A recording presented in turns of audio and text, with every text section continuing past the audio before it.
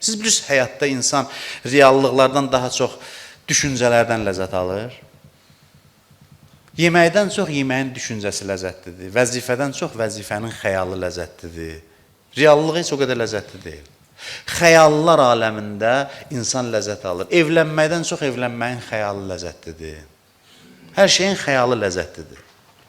Axirət düşüncəsi də ləzzətlidir. Düşüncəsi ilə ləzzət alırsan. Çünki mən əbədi var olacağam. Sənin fikrini məşğul eləməyə kifayətdir. Çünki sənin əsas dərdinin cavabıdır.